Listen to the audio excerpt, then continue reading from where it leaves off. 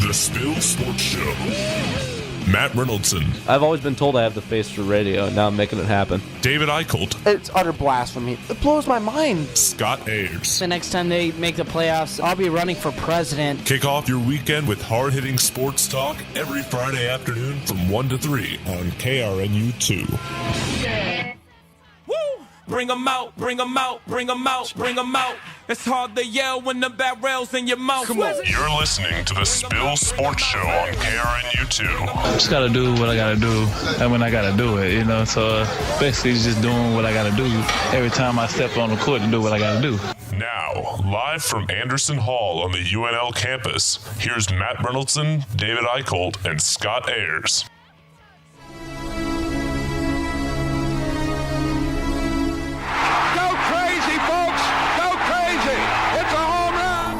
Woman and child did that. Put them in the aisle. Johnny the Jet Rogers just tore them loose from their shoes. You believe in miracles? Yes! Comes to LeBron. He takes a fadeaway for the win. Hey! Knocked it down! Here goes Davis. Oh, my God! Davis is going to run it all the way back. Auburn's going to win the football game. You can't believe what just happened. What a time to be alive! Hit me with the horn, 20.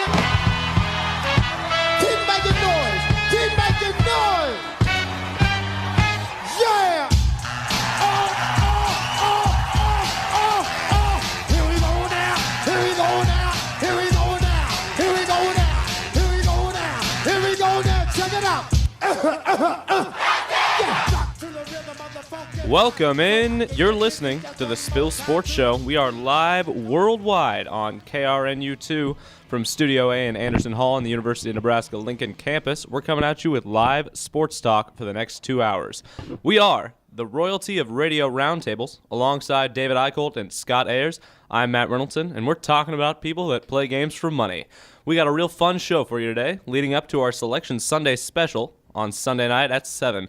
David, what's on hand for the first hour? We are in the midst of Conference Championship Week, and we'll keep you updated on scores throughout the show and break down the implications of each conference tournament. Coming up in about 20 minutes, we'll have Michigan State Director of Basketball Operations, Kevin Pauga, on the show to discuss a new algorithm he created to statistically break down college basketball teams. And we'll close the first hour by breaking down Nebraska ball's big win and, of course, the Jordan Stevenson Tweet of the Week. Scotty, what's coming up for hour 2? Well, boys, NFL free agency is in full swing. We'll discuss where all of the moving pieces are landing. We'll also check in on spring practice at Nebraska and the Husker baseball team. We'll make up some fake holidays in the pop culture spill, and we'll close with the final rundown. But first, Matt, how about an early score update? Well, this happened about 30 seconds ago. Michigan. The Michigan Wolverines, 8th seed in the Big Ten Conference Tournament, hit a buzzer beater to beat number 1 Indiana. My God. I mean, that's a heck of a shot. Was that was Zach Irvin? I believe that was Zach Irvin. It was Zach Irvin. Oh, there's still 0.2 seconds. Still 0.2 seconds left on the clock, but you got to think Indiana has no chance here. What a finish in that game. Another game being played right now. Florida trails Texas A&M by 2 points late in the first half. I believe, no, it is halftime. Texas A&M 34, Florida 32. Nebraska still alive in the Big Ten tournament. A lot of other teams still alive in their respective conference tournaments. We've had kind of disappointing chalk in the Big East tournament, but we are going to check in on our poll question. And I asked a couple days ago on the Spill Sports Show Twitter account which of these bubble mid-major teams deserves to be in, and we'll look at the responses right now. Our final responses from the Spill fans poll, it finished out, which team deserves to be in the NCAA tournament? Monmouth, Valparaiso, Wichita State, or all of them? Finishing out, Monmouth with 32%, Valpo with 9%, Wichita State with 32%, and all of them with 27%. So a lot of people thinking Monmouth and Wichita State deserve to be in. No luck for my pick. I'm thinking Valpo. I like that team a lot. Guys, obviously you know what our fans think now. Mm-hmm. You think this is an accurate result of this poll? I think it is, but honestly right now I might put Valpo over Wichita State. I'm still not sold on Wichita State. I don't think Wichita State has the quality of wins that they really need. Granted, I understand Fred Van Fleet and Ron Baker are one of the best backcourts in the country, but this team has not been consistent, and they don't have the wins that I would put them in. And right now, I don't think they will, because Michigan just secured getting in the tournament with a win over Indiana today, because they were on the first 4 out coming into this game. Yeah, you got to believe they're definitely in the tournament now. Scotty, do you think that hurts one of these mid-majors, or do you think a couple of these are pretty securely in? It most certainly hurts a mid-major. When you see these upsets in the tournament, or when teams who are not supposed to win conference tournaments win their conference tournament, that's when the teams who are trying to get an at-large bid are hurt the most. And so, yeah, a Michigan win over Indiana can definitely put a damper on teams like Monmouth or Valparaiso or Wichita State. Right now, Wichita State is above Monmouth. So if it hurts any teams, this win, it really hurts Monmouth.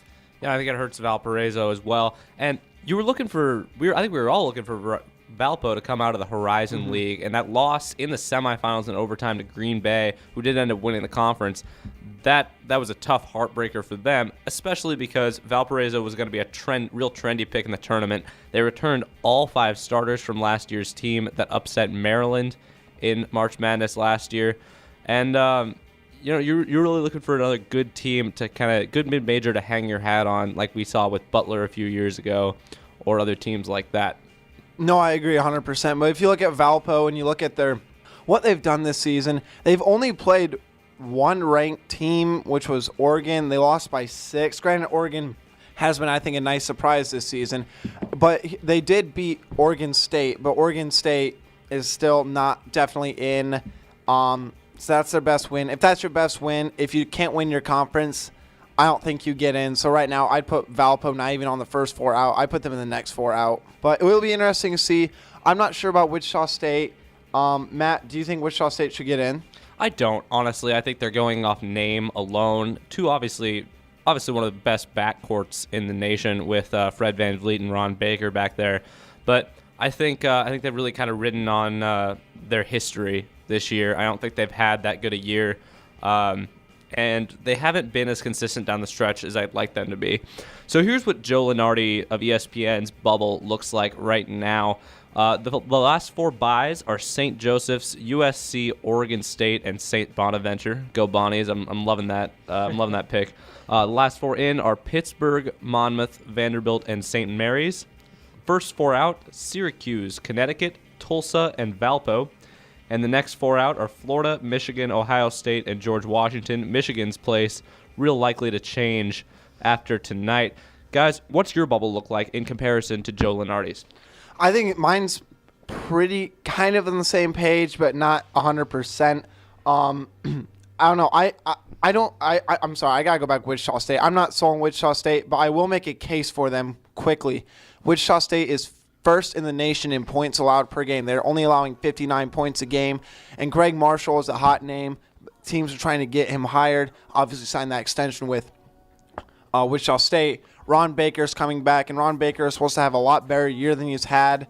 And remember, Wichita State does have a very, very nice win over Utah. They beat him by 17. Utah, obviously number 12 in the country right now, with the nation's best big man that it's kind of popular, but not really. Jacob Podol is absolutely outstanding. Great player. He's going to be, I think, a lottery pick in the NBA draft, and any team's going to be really lucky to have him. Sky, who's your biggest question mark whether or not they get in? Well, now after this Michigan win, you start to have to think about, will they be considered a last 4 in, I should say? Or do you think that they need one more key win? Because right now, they weren't even in the first 4 out. They were in the next 4 out. And a win against, the conference champion Indiana is huge. It's essential. But will that be enough to convince those who make that tournament bracket? Will it be enough for Michigan to sneak into that tournament? Or are they going to have to win one more game to get to that conference championship? And regardless of a win or loss, will that be the deciding factor for the Wolverines to get into the tournament? Well, I think you got to look at the possible result between Florida and Texas A&M here. If Florida is to beat Texas A&M, that's I guess not as big a win as Michigan over Indiana, but it will be a very big win. And I think that'll propel Florida up to a similar level where you might have to decide Florida or Michigan. I think this hurts Valpo's chances a lot. I think it also hurts Tulsa's chances. I don't think Syracuse should be as close to the field as they are. That first-round exit against Pitt, they had a lot to prove there, and that first-round exit against Pitt, I think, proved a lot to me that the Orange don't really deserve to be in this tournament. They don't have the talent. They're not running the 2-3 zone and defensively as well as they usually do every year in, year out. I also don't think Vanderbilt deserves to be in. Vandy lost in the SEC quarterfinals to Tennessee, a team Nebraska beat, similar record as Nebraska, and that's not a good loss for them. That's not a good look for them. Other teams Nebraska beat Wisconsin last night, and I think Wisconsin's pretty securely in. They're in. They had won 11 of their last 13 before losing to Nebraska, and I think Bonna, Oregon State, and USC are pretty securely in as well. It's going to be very interesting to see who's in the first four because, I think the committee really likes to avoid putting those big names and those big TV draws not in the first four because Dayton is very, very open to teams like I think USC might drop into the first four. Yeah. They were in the first four a couple years ago. And they're open to having more mid-major teams. You've seen I think Monmouth gets in the first four game. I'm thinking maybe, as well. Those real big TV draws, they prefer to advance right to the first round because if you lose those, then you lose ratings. And it's not like March Madness is suffering for ratings, but the better the ratings in the first round, better games. Do you put Florida in? If they win today, I think it's more of a conversation. I don't think they're in right now, and I think Michigan over Indiana is a much bigger win than Florida would be over Texas A&M. Well, yeah, Texas A&M also struggled late in the season. But here's the thing with Florida. Florida, I think, is a very, very good team. They've underachieved all year. Granted, you don't want to reward teams for underachieving. They did have that great win against West Virginia, just waxed them. But if you look at Florida, Florida also has a lot of close games, and they do have a couple really bad losses. They lost to Florida State by 2, and Florida State obviously really underachieved because they did have one of the best backcourts, I think, in the country, but they got no big man production. Another thing I really want to say is I might put UConn in. I'm not sold entirely on them. There's so many teams that you can just pick and choose that teams have. There's no consistent team that should be on the bubble, which I guess is why they're on the bubble. But it's honestly, I think if you look at the 16 teams with the last 4 byes, last 4 in, first 4 out, and the next 4 out, I think you can mix and match those teams to who's in and who's out. I think they're all about the same level. Right. So I'm not entirely sure. I'd put St. Bonnie's in. I'd put Pitt in. I'd put St. Mary's in. And I'd put Florida in. Let's switch a little bit away from the bubble to the top seeds, the top line. Kansas looked really impressive yesterday in a blowout win over rival K-State. I know we all have them as the number 1 overall regardless of what happens the rest of this week. I don't think they can lose that number 1 overall. They've looked too impressive. Think so? I think Michigan State could sneak in there. No, Michigan State's RPI is too low. Michigan State's RPI is 14 right now. That's what they're measuring off of. But it's so tough, and I'm only saying they could sneak in there because of Izzo's name, because of what he can do in March, and how the team's playing right now. Because I think right now there's no 2 better teams than Michigan State and Kansas. Are we all pretty much in agreement absolutely. with that? But I think the committee will base it off of, hey, what's your resume? What is your momentum is not really a stat they can measure. Yeah. Well, I mean, and they do to put teams in the tournament like that, but they as far as the top line, it's a lot of numbers, it's a lot of who deserves it. Who else is on your top line? I'm not sold on Virginia. I don't think Virginia should be a 1. I'd put Xavier in as a 1 above Virginia right now. My 4 number 1 seeds would be Kansas, Michigan State, Villanova, and Xavier. But you can make an argument for putting North Carolina over Xavier, I think. If North Carolina gets the win today, I think you could put them as a number 1 seed. But honestly, I'd put Virginia maybe as a mid to low 2 seed. I'm not entirely sold on them. They've very underachieved on the road this season. They didn't get a signature road win until late in the season. So I'm not entirely blown away by them.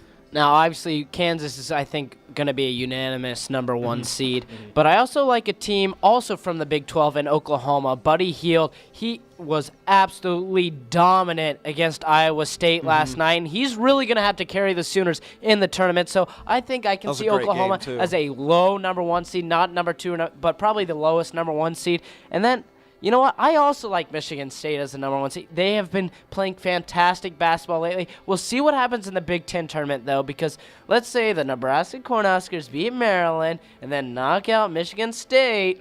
I don't think they can be sold as I don't know how I'd like to see the rematch between Nebraska and Michigan State, but Michigan State right now. But I want to go back to Buddy Hield really quick. Buddy Hield made his case for being the wooden player of the year. Yep. He basically put 39 points and said, the ball's near your court, Denzel Valentine. What are you going to do today to prove that I'm not the best player in the country? So I'm really interested to see how Valentine can come back today. Yeah, absolutely. And so Kansas, Michigan State, Oklahoma. And then if North Carolina wins their conference tournament, I think they deserve to be a number one seed as well. However, a lot has to play out if they want that to happen. They have to get through Notre Dame and whatnot. So, honestly, it's going to be fun to see regardless of who's the number one seed is, because something tells me a lot of the top teams in that first weekend are going to be upset. You know, you look at there's probably going to be somebody upset, with the number one seed line, and I have a feeling that team's not going to be Oregon. I think Oregon is going to sneak into that fourth number one slot on the one line. It's a trendy projection going across bracketology. CBS first brought it to my mind, and they're really looking at Oregon's resume, how they've really run through the Pac-12, and if they could finish out this Pac-12 tournament with a win, I think they might be deserving of that one line. I don't know why so many people have Virginia on the one line. If it was up to me, I would not put Virginia on the one line. I would not put Virginia close to the one line. I'd probably put them as the last two seed. I have not been impressed with Virginia. I don't think their resume stacks up where it needs to. But I think North Carolina should be up there, especially if they win this ACC tournament. They were the one seed in the ACC tournament, and obviously one of the more talented teams in the country. And I obviously like Kansas at number one. I would like to see Michigan State sneak into that two spot, but if it comes down to Nebraska or Michigan State, I'm hoping to see Nebraska pull off a win against Sparty tomorrow. Yeah, I think so. And I'll make the case for the committee for Virginia. Just looking at, they're number 2 in RPI. They're 28th in non-conference strength schedule, number 2 in non-conference RPI. But look at this. This is what bothers me. Their road record this season is 5-6. How are you going to give a team a number one seed if your road record is 5-6? They've lost at George Washington, at Virginia Tech, at Georgia Tech, at Florida State by 7. And then granted, at Duke, at Miami, but you can make case for both those. Duke obviously is a team that's really underachieved this season, but a large part of that is due to Emil Jefferson being injured. And Duke's not deep. They're playing 7 guys. Outside Grayson Allen, Luke Kennard, I really don't know who can put the ball in the basket. Brandon Ingram, yes, but I think he's really his level of play has just gone down as of late, I think. So, I don't know. Virginia shouldn't be a 1 seed. I agree with you, Matt. I think they should be the last 2 seed, if not top 3rd seed. You know, we always say again and again that you don't play the NCAA tournament at home, and so these teams with really good home records, I don't think they should get the credit that some of them do. Yep. Now, when we look at the teams near the top line, we think they're good, but the math may not. At Michigan State University Director of Basketball Operations, Kevin Pauga, figured out that math and created the KPI, a replacement for the traditional RPI system. We'll hear from Pauga when we come back. This is the Spill Sports Show.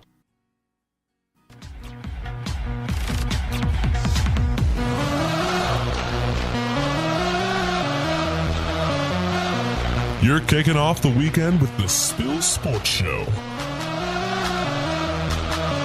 Listen every Friday on KRNU2 or 24/7 on thespillkrnu.wordpress.com. We are talking about people that play games for money. I love to bring a Jersey Shore type feel. That makes me angry. That makes me sad. That gets me fired up. Here's your hosts, Matt Reynoldson, David Eickholt, and Scott Ayers.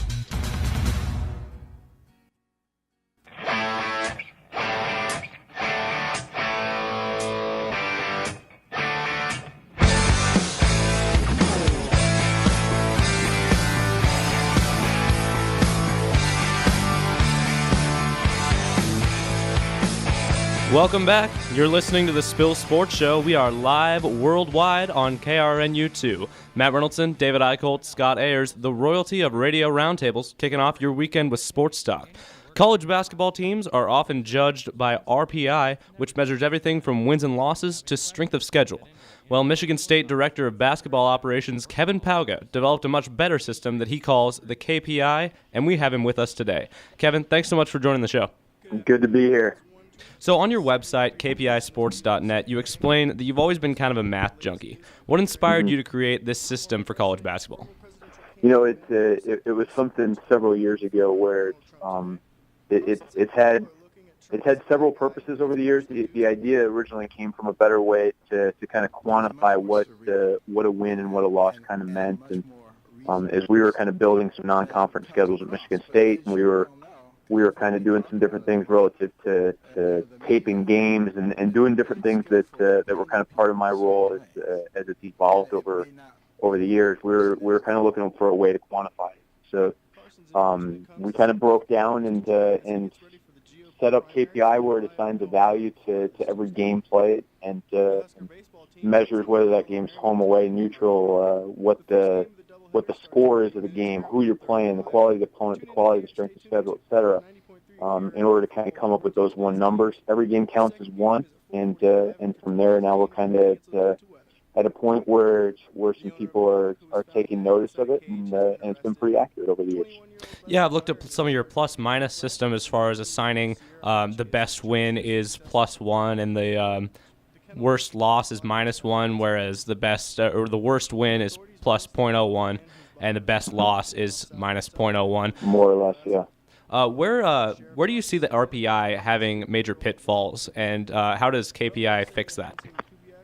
You know, I think that and there's certainly some value to the RPI, just as there is with several other metrics when it comes to KenPom and Sagarin and Massey and BPI. I think that if anything, the more metrics that people are looking at, the better in some ways. And when you start to see some consistency from metric to metric, there's some power to that. When one metric lists somebody as an outlier from the other five, it causes some time to kind of hit the pause button and say, well, why is Team X ranked this in this metric, but in the other 5 or 6 metrics that the committee's using, it's a completely different number, and that's where you can kind of identify more detail about a team's resume, and if anything, try to identify the purpose behind what's causing the outlier. Speaking of kind of outliers, we were talking about in the last segment. We're not sure that Virginia deserves to be super high on the RPI. They're number 2 in RPI right now, but they're 5 and 6 on the road. Where does KPI have them, and why do you think their RPI is so strong? So Virginia's number 2 in KPI right now, and as much as they're 5 and 6 on the road, they do have 5 neutral court wins. They're 10 and 6 in road neutral games. And they've played an incredible strength of schedule, and strength of schedules right now at 4. So to be at 25 and 6 with a strength schedule of 4, they're 13 and they finished 13 and 5 in the regular season in the ACC. They've got you're right that they've got some road losses. Virginia Tech, George Washington come to mind, but they've also got some really really good wins. Their win at Louisville into January is their highest ranked win right now, and the level that they win and beat a Louisville team that despite not being eligible for the postseason is still pretty darn good. They've been able to do several things that other people haven't. Yeah, absolutely. And they look like a trendy tournament pick right now. It might end up being on the 1 line, especially because the committee really values RPI. How have you evolved KPI? Have the algorithms changed? And what have you done to kind of help your brand as far as marketing KPI as the great system that it is?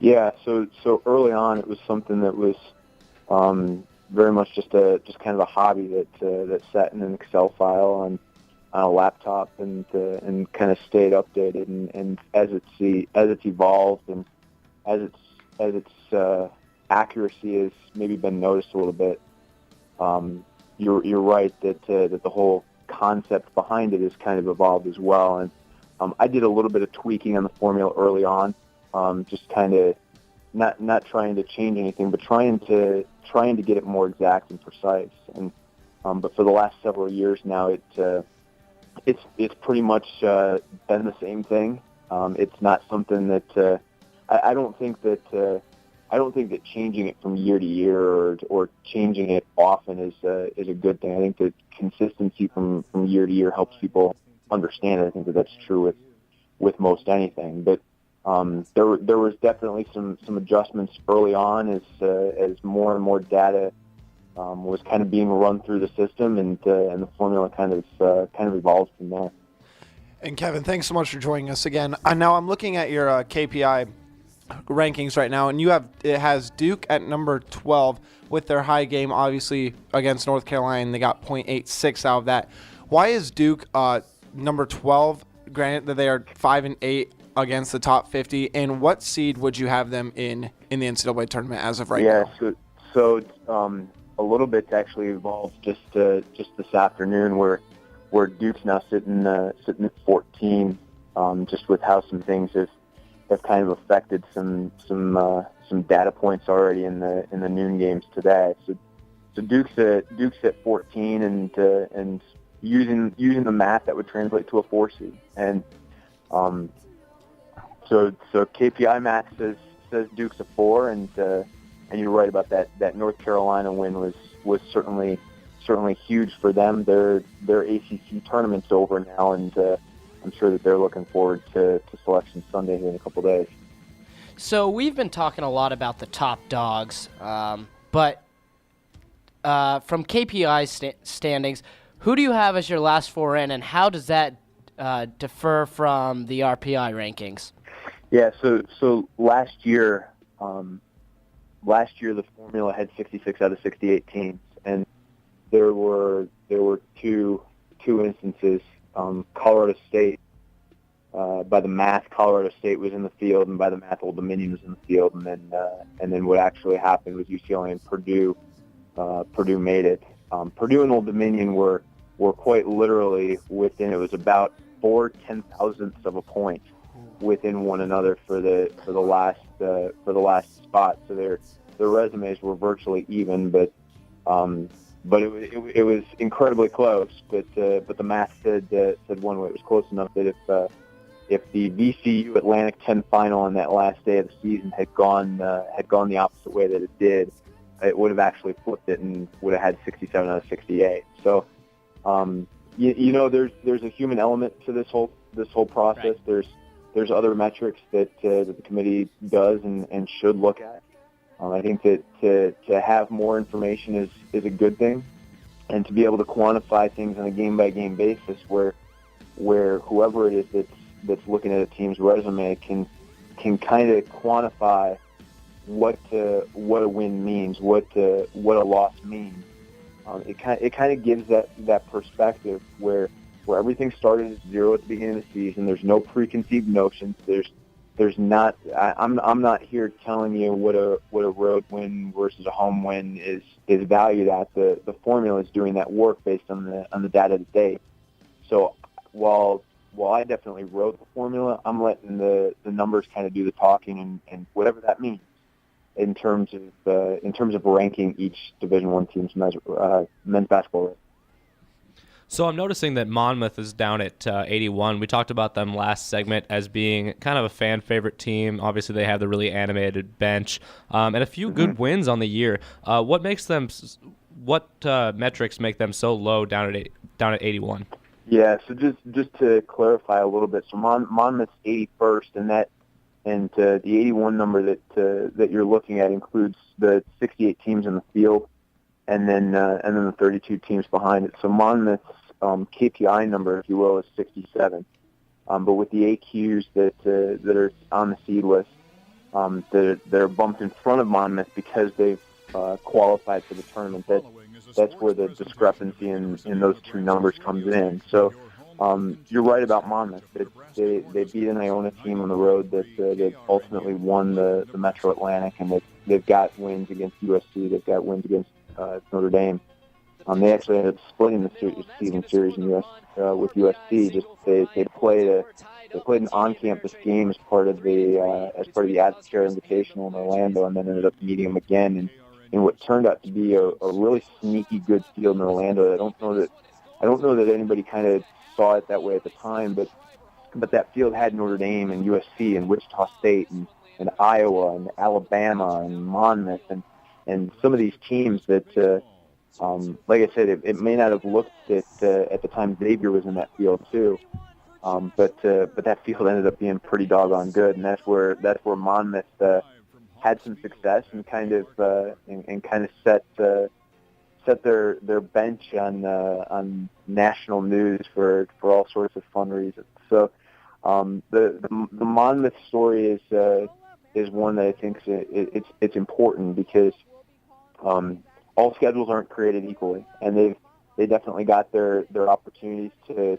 play some people in the non-conference, and they had some success there, and they had some success in the conference too. I mean, let's not lose sight of the fact that they won a regular season championship in the Metro Atlantic and ended up losing in the final to Iona. So I kind of let the metrics speak for itself in terms of where they sit numerically in that 67, and obviously their data points are finished for the year, but certainly been a fun team to watch for the better part of this year. Yeah, absolutely. And you look at those tournaments, they schedule years in advance, and you never know which tournament will start to produce some of the better teams. And Kevin, as I'm looking at the KPI Top 100, I noticed that the highest point value in a win was Iowa against Michigan State. But Michigan State, Denzel Valentine was just coming back from injury. Does injury have an impact on the KPI or the win? Is it in the algorithm anywhere? It's not. It's not. But that's an important distinction. What I'm letting the data do is I'm letting it talk as though everything's even keel. And you're right that was, I think, Denzel's second game back from injury. And he was very limited in the first game, if I remember correctly, as well. He didn't start at Penn State and played fewer minutes, and then that Iowa game was the first game that he had started back after missing the first Michigan State-Iowa meeting. And there's all sorts of schools of thought relative to the injury side of things, and I'll give you two perspectives. One is that if somebody's short a guy and they get a quality win, they want credit for that win. If let's play out the reverse side, and let's say that Michigan State without Denzel Valentine had won at Iowa in the end of December. Denzel's not playing, and Michigan State's going to want credit for what in that case would be a very good win at Iowa. So there's some perspective there that has to kind of come in, but yet because KPI is set up on a game-by-game basis, what it allows for taking that value out if you so choose. So, hey, let's say that Michigan State is sitting where it's at 10 in the KPI right now.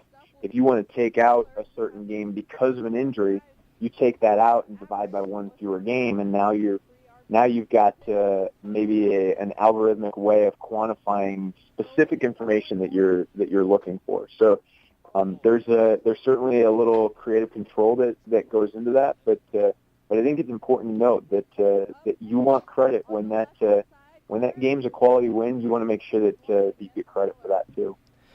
I think one team that's very interesting in this ranking is Wichita State. Both Matt and David really didn't agree with where they were seated, thought that they should be maybe a last four in or maybe a first four out. The Shockers are currently ranked in KPI 34th. What really on their resume impressed you guys, and a reason why this team really deserves to be in the tournament?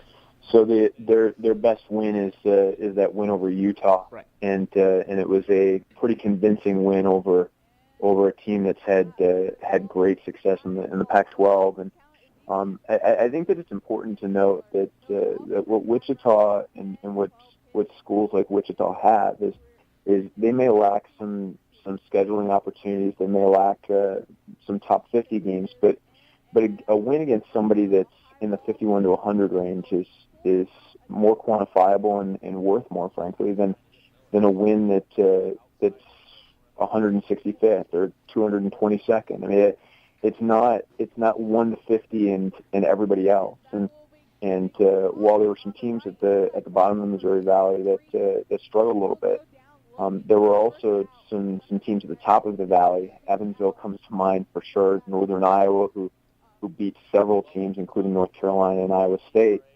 The valley had some good teams at the top. So you're right that Wichita struggled in Orlando, and the injuries that they had preseason aren't quantified in the metrics, though they could be by pulling it out on a game by game basis. It's kind of ironic to sit here and say that Wichita ended up finishing 8th out of 8 in that Advocare Invitational, and yet the discussion is what it is. But KPI math says that they're in the 9 seed range. Whether that holds true, we'll find out. Again, I kind of like to defer to the math and let that kind of do the talking sometimes, and yet that Utah win certainly is going to be a big part of why they get into the tournament if they do in fact make it. We've talked a lot about mid-majors. What's one mid-major you see making a kind of a nice run in the tournament? And while we're on the subject, one top team that you see maybe performing extremely well when March Madness rolls around next week? Yeah, you bring up Wichita, and that's a dangerous team, and there's been a lot written and said about them. It's interesting to see because there's a few teams that like in Arkansas Little Rock that's won 27 games, and they still have to kind of finish out the deal in the Sun Belt, their tournament championships this weekend. But Northern Iowa comes to mind. There's a Chattanooga team that had some success in the non-conference that comes to mind. They've already kind of qualified out of the Southern Conference and kind of in that 12 seed range. UNC Wilmington's kind of in that same group, where the classic 12-5, which so much of what happens in the 12-5 is because the 12 seed tends to be the best of the at-large teams. That's really what generates that 12 seed upset. So your guys are in Indianapolis right now for the Big Ten tournament.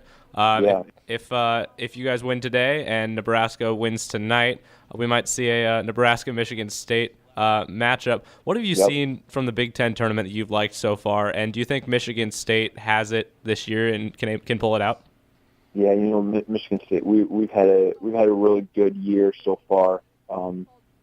Didn't necessarily finish in the Big Ten where we would have liked to, and yet I think that you're seeing so far with the quality of play that's taken place here in Indianapolis that the depth of the Big Ten is pretty solid, and the Michigan Northwestern game yesterday was hotly contested. Illinois Iowa yesterday, Michigan Indiana today already, and Nebraska beaten a Wisconsin team that has been playing very, very well. It's just kind of a testament that it's interesting that Nebraska and Illinois were the two teams that won on Wednesday, and then they ended up continuing that momentum into Thursday. And I don't know how much there is. I think it's just kind of a struggle to quantify how much it means to have the advantage or disadvantage of playing a bye versus getting your feet wet and winning that first game, and have played 40 minutes on the championship court, where you don't know which is necessarily better. I think most coaches would tell you they'd rather the bye. But I think it'll be interesting today with Illinois and Nebraska both playing their third game in 3 days against teams that are playing their first game in almost a week. What that means and what ends up coming of it. We'll see if momentum carries over instead of the resting time. Everyone should keep an eye on KPIsports.net if they want to have a successful bracket. I know we'll reference the KPI rankings when we do our bracket breakdown Sunday night. Kevin, thanks so much for coming on. I appreciate it. Thanks, guys. Take care. Well, it might be a long shot, but Nebraska is still alive for a berth in the NCAA tournament. We'll discuss the Big Reds' win over Wisconsin and look ahead to today's matchup with Maryland next. Stay with us. This is the Spill Sports Show. Woo! Bring 'em out, bring 'em out, bring 'em out, bring 'em out. It's hard to yell when the barrel's in your mouth. Come on. You're listening to the Spill Sports Show on KRNU2. Just gotta do what I gotta do, and when I gotta do it, you know. So basically, just doing what I gotta do every time I step on the court and do what I gotta do. Now, live from Andersen Hall on the UNL campus, here's Matt Reynoldson, David Eickholt, and Scott Ayers. I'm feeling like I want to rage right now.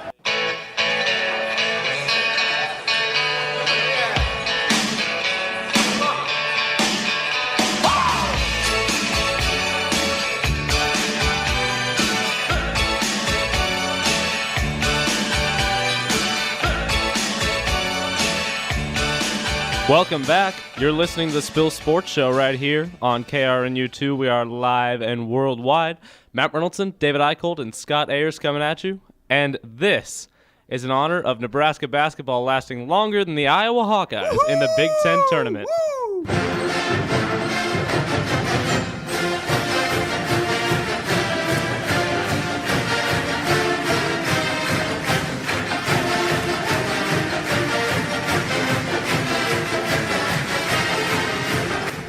I'll see you guys in the NCAA tournament. Oh, wait. Nebraska. Ooh, We will be in the NCAA tournament because Nebraska basketball took out Wisconsin last night. We were loving it. I love it. Well, two of us are loving it. Nope. The other one's mourning. Go Huskers!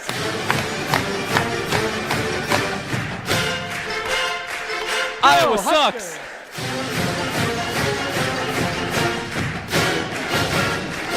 Go Huskers! 77-66, boys, and 28-20. That's all I gotta say. We didn't lose to Illinois.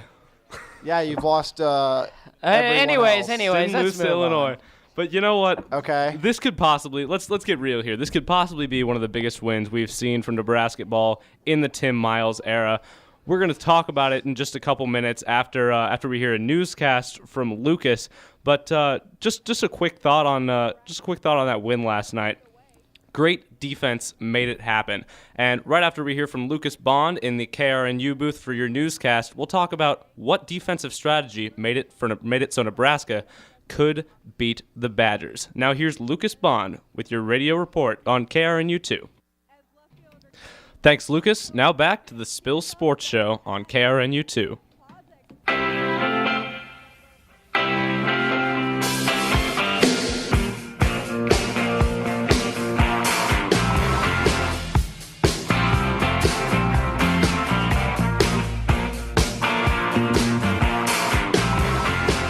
Welcome back. You're listening to the Spill Sports Show here on KRNU2. Thanks to Lucas for that news update. Matt Reynoldson, David Eickholt, and Scott Ayers coming at you. And we're talking about Nebraska beating Wisconsin last night in the second round of the Big Ten tournament. What a huge win for Nebraska ball, 70-58, and a lockdown defensive effort. Scotty, what did you see from this defense that was different from what we saw all season? They played fantastic defense from start to finish. Nigel Hayes, a guy who was kind of a stud on that tournament run last year, held to just 2 of 15 from the field. Fantastic defense overall, keeping Wisconsin as a team to 30% from the field. I mean, that is sensational, 20% from beyond the arc. This is a Nebraska team that was playing their hearts out. They know it's win or go home, and right now they are continuing to win. They've got a game against Maryland tonight, but just tremendous defense inspired by Coach Miles. It was really fun to watch the Huskers pull out that win last night. You know what I'm liking about this team right now is I think they finally realized, they know they're a talented team, but they're playing like they don't think they're a talented team now, and I think that's the strategy they need to take. They got to play like they don't know that they have great players, because we've seen them all year. We know Glenn Watson and sometimes Ed Morrow, and Andrew White and Siobhan Shields can get it done just like the other great athletes around the country.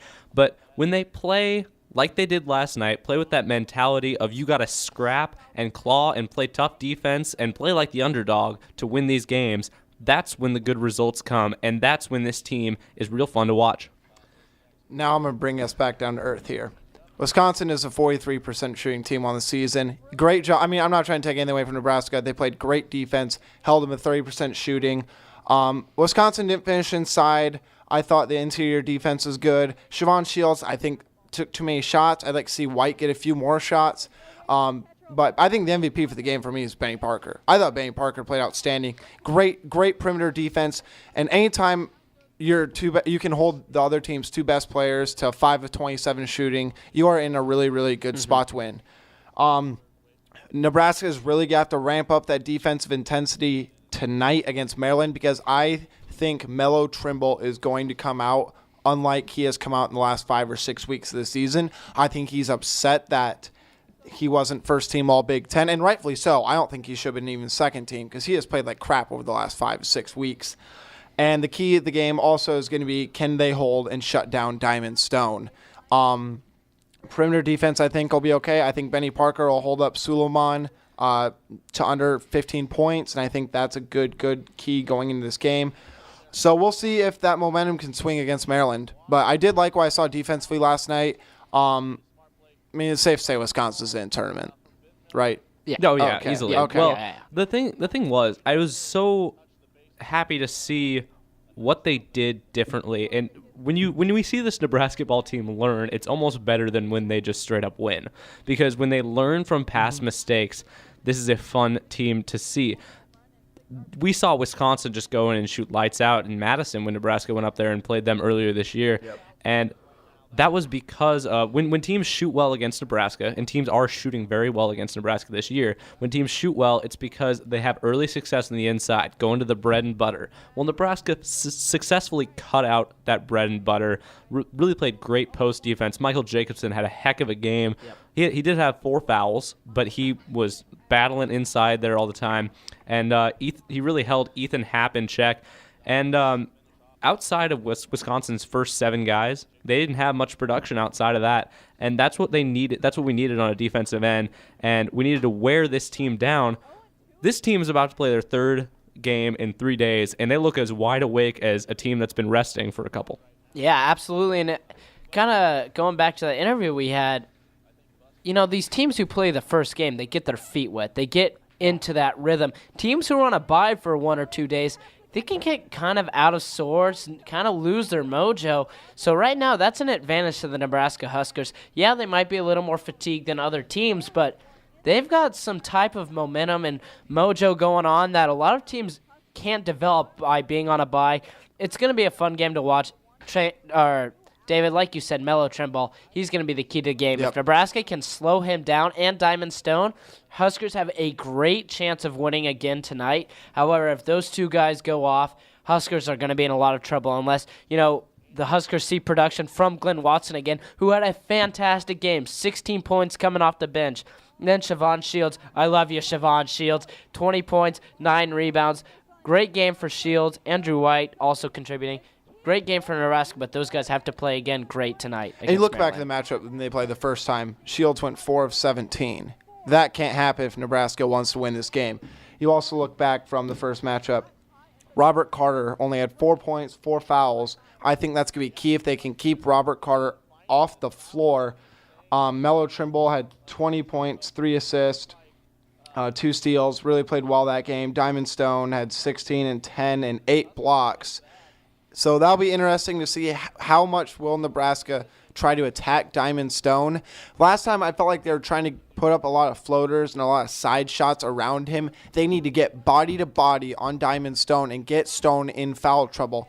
If Nebraska can get Maryland's bigs in foul trouble, I really like Nebraska's chances.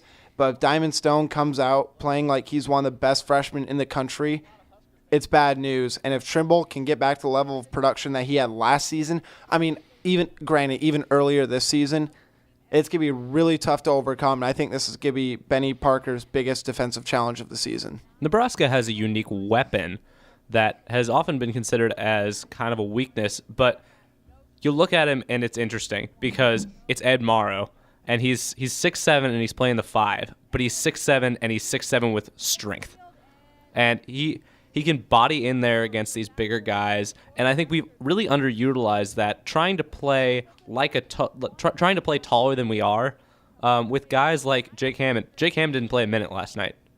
Didn't play at all last night, and he's not strong enough to go in there and body up against a guy like Diamond Stone. But Ed Morrow is, and Ed Morrow can box out and get those rebounds. We saw him get a bunch of tough rebounds through 3 guys last night. And he played a great game, played a great game the night before as well.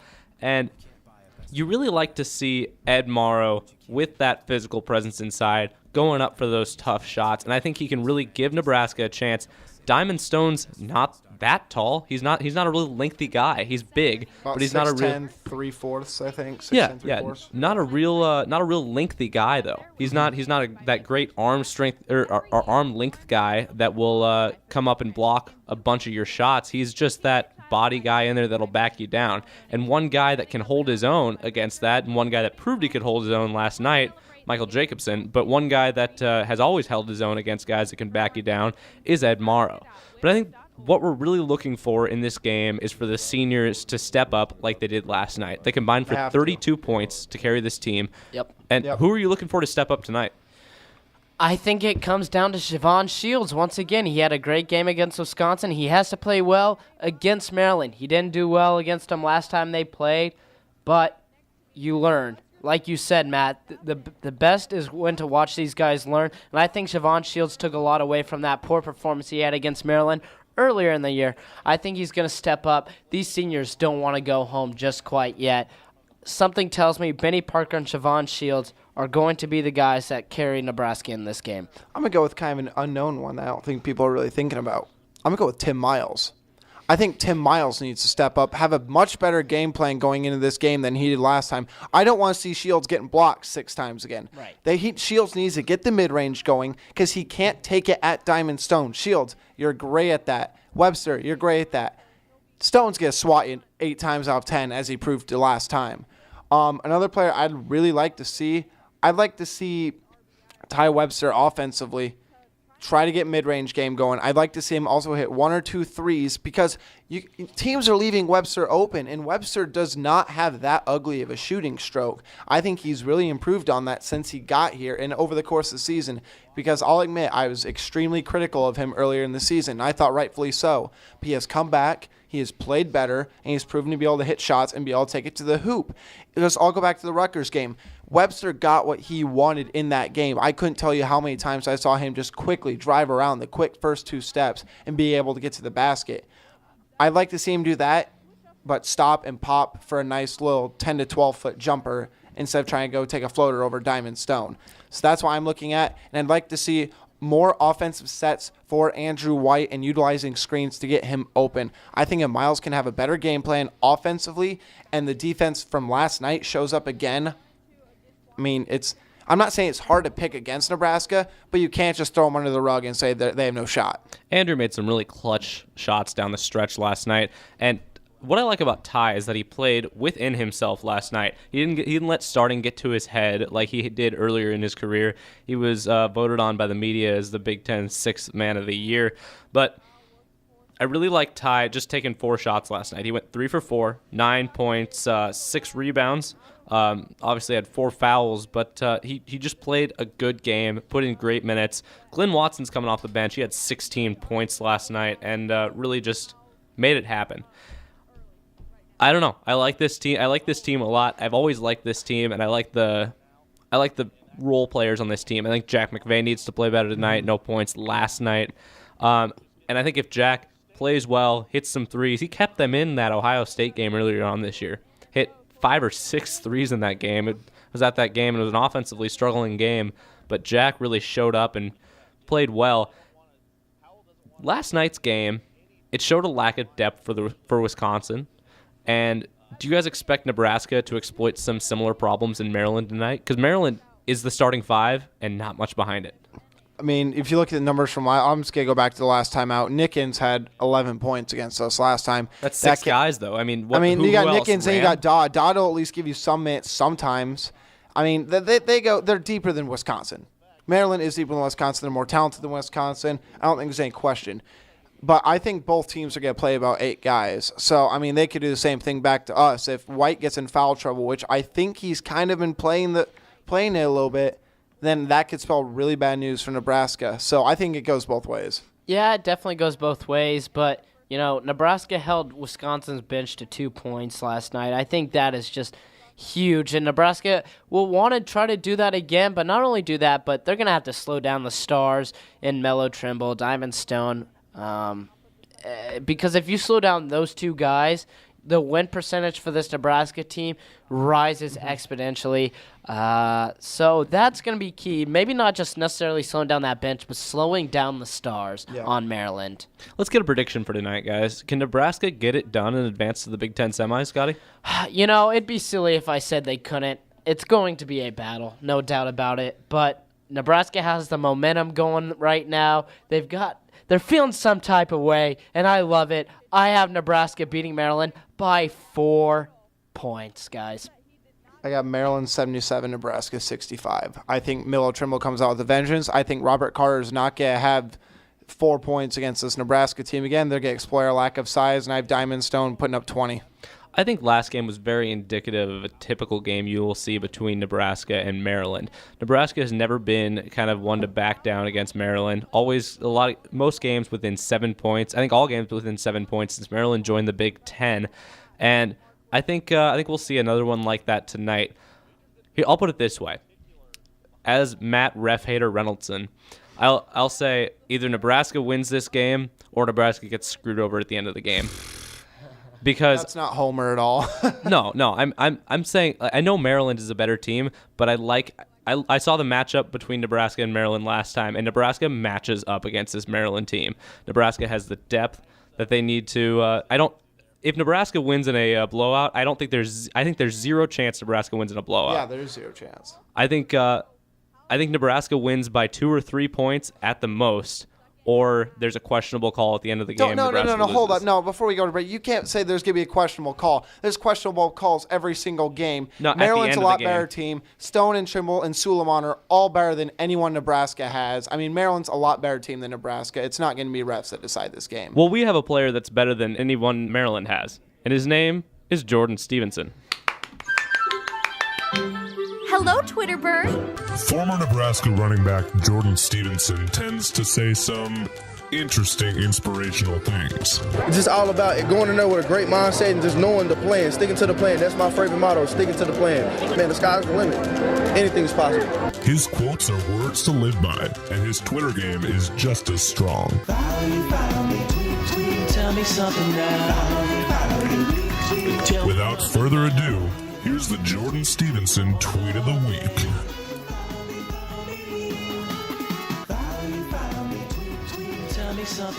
Sadly, Jordan didn't tweet this week, and David has left the building. Oh, he's back. It's okay. But even though Jordan didn't tweet this week, we'll have a little flashback Friday. On October 5th, Jordan Stevenson tweeted, "I hate when people try to talk to you when they find out you want to come up, SMH. Sorry, I'm flexing to the bank. Money emoji, 100 emoji. No time for you, sweetie. Cross-armed emoji." It's clear Jordan was shaking his head at the world during this moderately tough time that probably wasn't too tough at all. We'll go to David 2 Chainz Eickholt with the analysis of, quote, the come-up. Man, that just really reflects on, I think, what just transpired in the last conversation between Reynoldson, Ayers, and I. I mean, they're just mad that Maryland is on the come-up, and they didn't have time for them Nebraska sweethearts. I mean, it's absurd. Jordan, I feel your struggle. Your words have struck a chord to the depths of my heart that I have not felt since I read Old Yeller back in 6th grade. And I really respect what you're saying, and thank you for keeping it 100 emoji. And I'm going to do a cross-arm emoji as I pass it off to the emoji expert, Scott Ayers. Get your chin up. Smile. Smile. Scotty with the emoji analysis. Guys, the money emoji kind of concerns me. I'm a little worried that one of the universities, either Wisconsin or Nebraska, was paying Jordan Stevenson. Now, maybe I am 100% off, but, because we all know college athletes can't be paid by the school, but, maybe he's using that scholarship for something else, like a new car, fresh ride that you guys said you've seen pictures of him in. So maybe that's where that scholarship money is going. And the 100 emoji, I think that just speaks volumes about the character of Jordan Stevenson. He keeps it 100, whether it's, returning a kick for 15 yards or quitting a football team. I think that's really the play style Jordan Stevenson gives to us. You like that? You like that? Absolutely, and I think Jordan is always on the come up. He, with those 15-yard returns, those big plays, and the big hair always. He's the selfie king, and he's what we all strive to be. Jordan, this is our weekly plug for you to come on the Spill Sports Show. If you ever hear of this somehow, please tweet at Spill Sports Show or at one of us. At David Eickholt. At Matt Reynoldson. At Spooning in May. The best Twitter handle around. Well, when we come back, we have the second hour of the Spill Sports Show and the latest news and analysis from the NFL free agency block. All that and more coming up on the Spill Sports Show after the break. Stay with us.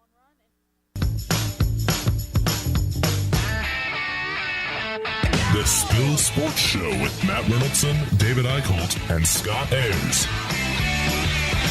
Never miss a show again. Check out our podcast at thespillkrnu.wordpress.com. The 76ers could have drastically improved their organization by drafting Walter Pitchford. Quite frankly, if he wins a Super Bowl, I'll direct it 30 for 30 on it. I've watched this kid play multiple times on national television. You like watching kids, David? Dude, I love basketball. Excuse me. The Spill Sports Show, every Friday from 1 to 3 on KRNU2. Woo! Bring 'em out, bring 'em out, bring 'em out, bring 'em out. It's hard to yell when the barrel's in your mouth. Come on. You're listening to the Spill Sports Show on KRNU2. Just gotta do what I gotta do, and when I gotta do it, So basically, just doing what I gotta do every time I step on the court to do what I gotta do. Now, live from Andersen Hall on the UNL campus, here's Matt Reynoldson, David Eickholt, and Scott Ayers. I'm feeling like I want to rage right now.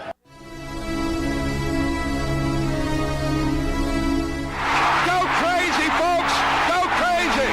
It's a home run! Man, woman, and child did that. Put them in the aisle. Johnny the Jet Rogers just tore them loose from their shoes. You believe in miracles? Yes! To LeBron, he takes a fadeaway for the win. He knocked it down! Here goes Davis! Oh my God! Davis is going to run it all the way back! Auburn's going to win the football game! You can't believe what just happened! What a time to be alive! Hit me with the horn, 20! Keep making noise! Keep making noise! Yeah! Here we go now! Here we go now! Here we go now! Here we go now! Here we go now! Here we go now! Check it out! Welcome back. You're listening to the Spill Sports Show. We are live worldwide on KRNU2. Matt Reynoldson, David Eickholt, Scott Ayers, the royalty of radio roundtables, kicking off your weekend with the best sports talk around. NFL free agency officially began Wednesday with some blockbuster deals from around the league. Guys, let's start with the news of the day. Johnny Manziel was finally waived by the Browns.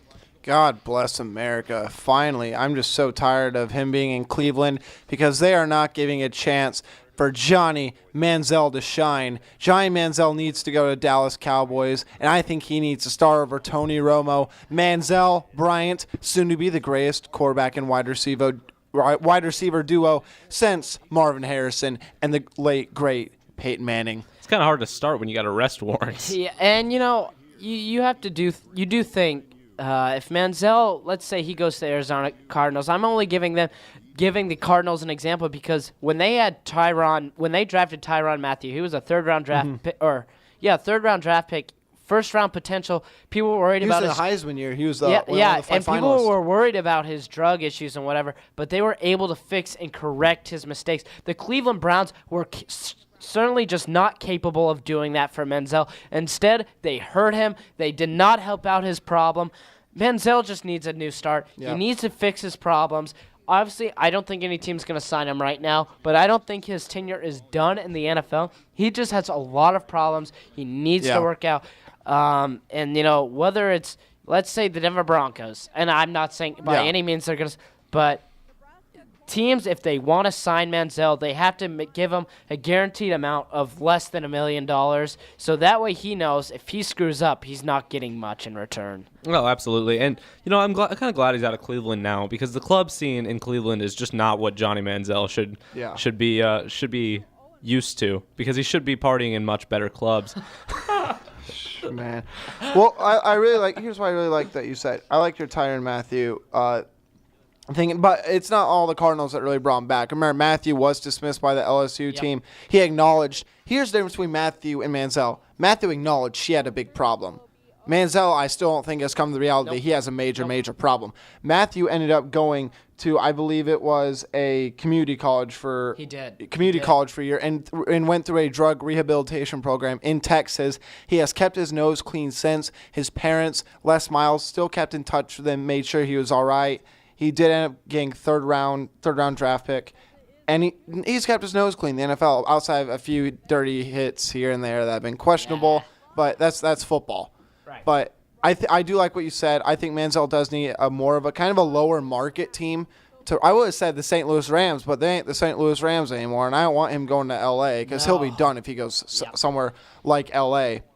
But I think the Cardinals might be a decent fit. I mean, at this point, teams should be looking at him as a backup, and Manziel should not be looking for a starting job because I'll put bluntly, he's not going to get a starting job anywhere this season. And I don't think he should. He has not earned it. He does not deserve it. And I think he should be lucky to even be a third string on a roster, but let the team and the organization help him get through those problems, and maybe one day he can go back to being a star as he was in college and being a quality starter in the NFL. Well, reports indicate that Colin Kaepernick of the 49ers might want to go to Cleveland. And so I ask this, why would anybody want to go to Cleveland, especially right now? I mean, yeah, Hugh Jackson, the new coach, I think that was a great hire for them, but gosh, it's Cleveland. I mean, unless you're like best friends with LeBron, I can't see any reason why you would want to go to Cleveland, Ohio, especially to play football. Cleveland lost their 4 top players to free agency, all of them very happy that they were leaving Cleveland. Right now, I would say Cleveland might be the one NFL franchise that is in complete shambles. You look at a franchise like Jacksonville, who has made moves to try to get out of the dumps. Cleveland just doesn't seem to care. They don't make huge moves. They don't make great draft picks. And look at them. The players who they do draft leave in 2 to 4 years. No one wants to play in Cleveland right now. They have to get back to their winning ways that we saw back in the 80s. And so until that happens, Cleveland will be the laughingstock of the NFL. They just don't know. They have so many holes, so many errors. Kaepernick, you know what? You want to throw away your career, you're going to Cleveland, bud. He threw away his career after that short playoff run because he hasn't done anything since. Right. I mean, his career on the deathbed, after he got that huge guaranteed contract, he hasn't done anything. I mean, let's be real. I think Colin Kaepernick just wants his career to die, and he wants to die with the worst organization, arguably in sports, because I like to compare the Browns to the Philadelphia 76ers.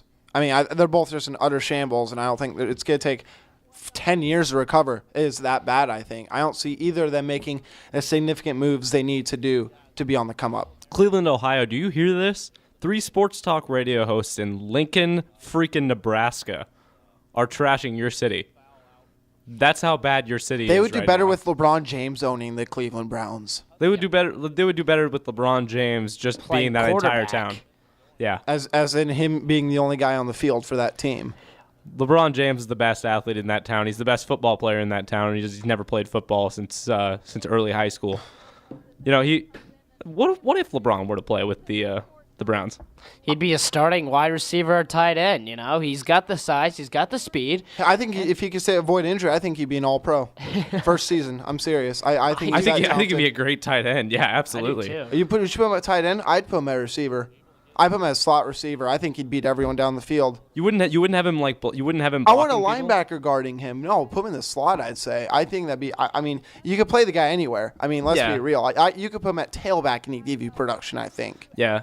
Doesn't have too low of a center of gravity, but he does have great body control, and he's he's probably the fastest player in the NBA, or at least one of them. The fastest non-point guard? Oh, yeah, fastest non-point guard, absolutely. Westbrook's probably the fastest player. Westbrook or Wall, I'd say, are the two fastest. Yeah. I think is Nate Robinson still in the league?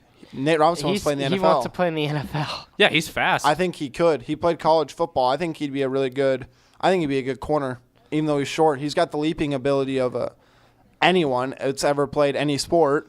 I think he'd be a nice Danny Woodhead type. Well, right now we're going to Lucas Bond again in the KRNU booth for a KRNU2 newscast. Lucas, take it away. Thanks for that news update, Lucas. Now back to the Spill Sports Show on KRNU2.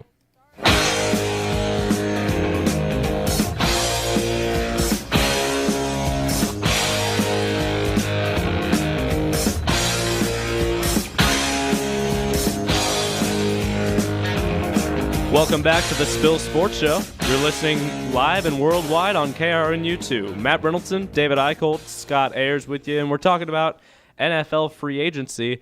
And one team that has, we'd like to say, made a splash, but they've pretty much gotten raided in free agency, and that's the Denver Broncos. Scotty, I know you're a big Broncos fan, but you got to be glad your team didn't match this deal. Denver QB Brock Osweiler signs with the Texans for 4 years, $72 million. Is that way too much? Brock Osweiler was a backup quarterback for 4 years and had 8 total starts in the NFL. A guy with 8 starts is now being paid $72 million. I believe 36 of it is guaranteed cash. 36 guaranteed? 36 million guaranteed. Are you kidding me? And, he, in his Texans press conference, he said, I have the best chance of winning with this team. And to me, that is just ridiculous and absurd, given the fact that the Denver Broncos are retaining 9 of their 11 defensive starters. And you know what? They lose Peyton Manning, and now it's just I am just shocked. Brock Osweiler could give you 36 million reasons why the Texans have the best chance to win with him. Well, what's with the guaranteed money? Like we're seeing all this guaranteed money. The teams are submitting to players' lawyers and players' agents. Sam Bradford got $26 million guaranteed. You know why though? He is an injury-riddled player. Here's the reason though. There are not. Let's be real. There are not 30 starting caliber quarterbacks in the NFL today. I would put maybe at most 15. Yeah. And then clone Tebow and make the other 15. Yeah, right? exactly. Tebow! No, I honestly think I don't want to get on this, but if you're telling me that Tim Tebow cannot start for at least 10 teams in the NFL today, I think you're absolutely crazy. Yeah. And kind of going back to Brock Osweiler and why he left Denver, I agree with you, Chains. I give Tebow another shot. But free the Tebow. But in that Week 17 game, that things got out of hand for the Denver Broncos. Brock Osweiler was benched. Manning went in the game. And in a report, I forgot the article. I wish I could tell you guys. But Osweiler's agent told Osweiler's wife, we're going to get Brock out of here. And so maybe there was some frustration that Brock wasn't starting over Peyton Manning, which is dumb because Peyton Manning is a legend. He knows how to work Peyton Manning's game. top 3 quarterback of all Brock time. Osweiler, people question, does he have that it factor? There were a lot of games where he just wasn't himself in the second half, and we might see that in Houston. But you know what? Good for him. He's making a lot of money, but I don't think he's with the best. Let me interject here. Was he not himself, or was he his true self in the second half of those games? True. And there's not a big enough sample size to exactly. Enough. You don't know who he is. Not enough. We don't know who Brock Osweiler as a quarterback is. He has not played enough. I mean, you're looking at this. You're giving a guy with barely over 2,000 career passing yards, 11 touchdowns, and 6 interceptions and 2 fumbles. That's 11-8 in the touchdown to turnover department. And you're telling me that is worth $36 million guaranteed? I mean, what? In no world. Why not try to trade up in the draft and get Jared Goff or another quarterback, Carson Wentz? Trade up and get a rookie at least that you're going to be paying a third, if not a fourth, of what you paid this guy. Why not draft a new cheerleader? Better. Could draft a new cheerleader for. You could. It doesn't make sense. Why would you give Brock Osweiler this type of money? The Broncos are smart. Elway is smart to get him the heck out of there. I wouldn't match that. The only thing that Brock Osweiler really has going is his size. He has a great size for being a quarterback. And he can throw the ball And hard. throw the ball. But there's not enough productivity there. I mean, if Peyton Manning came back again this year, I'd start Peyton Manning over Brock Osweiler. Even with Peyton Manning, probably in a wheelchair because he can't run more than 10 yards at a time throughout a game. But it's just stupidity on the Houston Texans as an organization. The only smart thing that the Texans have done in the last 3 years is giving J.J. Watt every penny they can afford to give J.J. Watt. Right. That was a great move. And but Denver's losing. Let's go back to Denver because they're losing all of this. They lost Malik Jackson to Jacksonville, and they lost Danny Trevathan as well.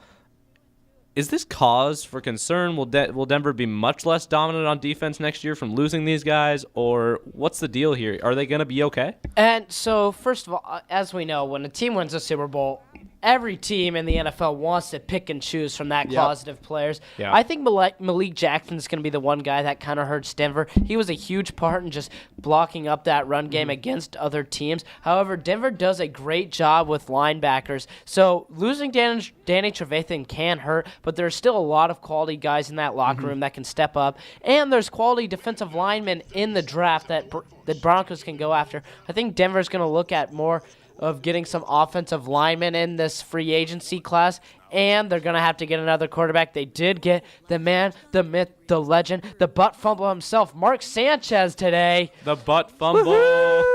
let me ask you this, guy. As you being a Broncos fan, do you want to match Miami's offer to keep CJ? Absolutely. I think it was ridiculous that the Denver Broncos didn't offer him, that high tenure draft pick. Said they give him a low tenure, and the Dolphins just had their way with it. Adam Gase, who had worked with C.J. Anderson. The Broncos need to keep C.J. Anderson because he had 90 rushing yards in that Super Bowl. 74 of those yards came after contact. He's just a great runner, has great field vision.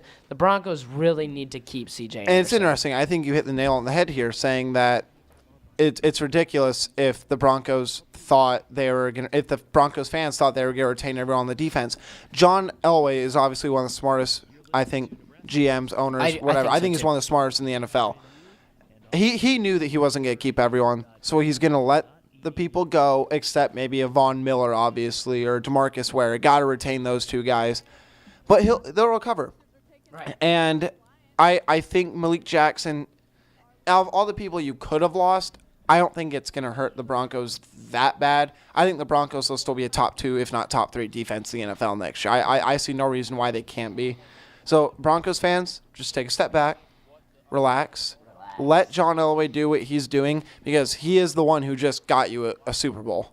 Right. He built the team to get to that Super Bowl. He built it. He traded for it. There wasn't no sketchy situations that a lot of those teams go Patriots. But he built the team. And you got to trust him to be able to do that again, despite losing Malik Jackson and a first ballot Hall of Famer in Peyton Manning, and losing the $36 million man himself in Brock Osweiler, who I just had a few words about. $72 million man. Oh man, let's see how many Super Bowls he gets the Texans. Heck, I want to see how many playoff appearances or playoff wins he can get them. I'll give you a hint. It starts with 0. But anyway, no, trust Elway. I love what the Broncos are doing, and I'll be surprised if the Broncos aren't in the championship round again. Last thing here on NFL free agency, the Giants made a big splash on the first day of free agency, which is sometimes a little bit risky to go all out on the first day of free agency. But they signed Olivier Vernon and Damon Harrison. Is New York finally committed to building a good defense after just having an abysmal one last year? Yeah, I think they saw what the Denver Broncos, what the Seattle Seahawks were able to do in their Super Bowl victories. What wins you a championship isn't a good offense or even a great offense. What wins you a championship is a great Eli defense. Manning. Is Eli Manning against Tom Brady? That's David how you Tyree. David Tyree will win it. David Tyree. But yeah, the Giants have to be committed to having a great defense because their offense isn't going to be great with Eli Manning taking snaps. Yeah, he's going to give you 28 points, but he might also give you 4 interceptions. So the Giants just need to have a defense that can be there in key situations and stop teams. Because let me give you an example. Carolina last season, Eli Manning was able to lead the Giants on a comeback and Absurd tie the comeback, game. Yeah. Carolina went right down the field on that Giants defense, even though New York had all the momentum, and Carolina won the football game. So New York needs to build a great defense, and this is a good start. And they have to. I mean, that's been the key formula since, as far as I can remember, I've been told and preached. It's like one of those sports cliches. Defense wins championships. That's the same in basketball, too.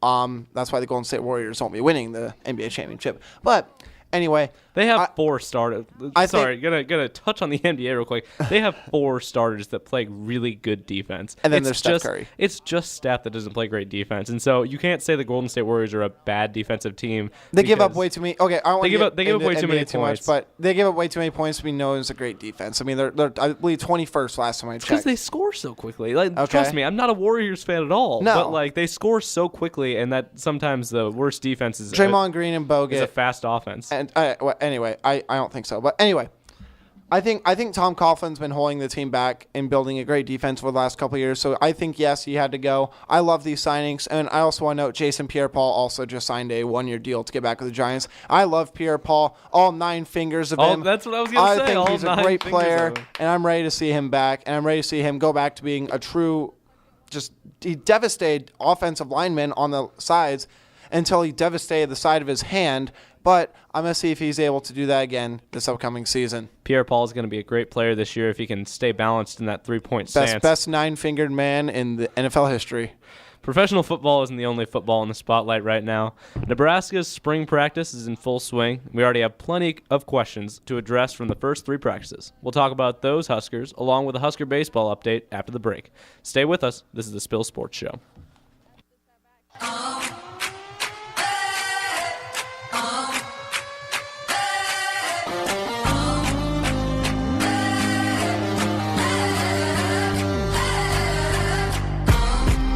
To hard-hitting sports talk with the Spill Sports Show on KRNU2. Don't forget to check out our podcast at thespillkrnu.wordpress.com in the hours following the show. That's like re-releasing a Tupac album and giving him a Grammy. Now, live from Andersen Hall at the University of Nebraska, here's Matt Reynoldson, David Eickholt, and Scott Ayers.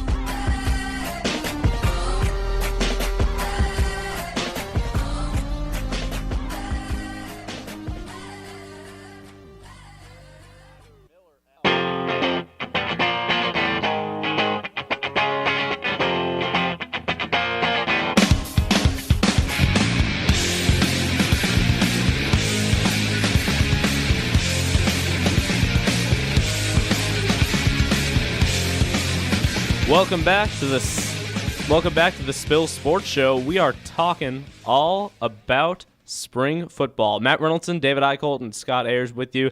The state's main attraction is merely a demo in the spring, but that won't stop us from speculating about players and coaches for hours on end.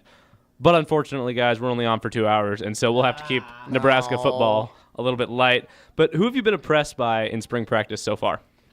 I think right now I've really been impressed with I got to go back to Divine Ozigbo. I think Ozigbo has to be the clear-cut favorite to be the number 1 running back. I loved what I saw from him in the last game of the season against UCLA. I think he was very, very underutilized throughout the season. I think we relied too much on Newby and the couple guys ahead of him. I think Ozigbo's the best running back we have on this roster, and I think the first couple practices have shown me why. Yeah, honestly, it's too hard to tell early on for me right now. I really want to see this quarterback battle that will entail Tommy Armstrong versus Patrick O'Brien. Armstrong feels O'Brien right behind him, and if Armstrong can't handle the heat, he's going to get out of that kitchen. So I'm really interested to see how Tommy Armstrong will do in spring training. Obviously, it's not a lock if he plays well that he'll get the spot, but if he can continue to play well in spring training and in the fall, Armstrong will get that starting position. But I don't know, guys. I just don't know. Patrick O'Brien might be coming after Tommy like the media after Mike Gundy. Come after me! I'm a man! I'm 40! No, I don't think Patrick O'Brien's gonna do much this spring, but he has looked good. And practice reports, everything indicate that Patrick O'Brien is as good as advertised so far. Does he make a run at the starting job? I think it comes down to two things. One, I think, can he adjust the college speed? Because college speed and high school speed are two very, very different worlds.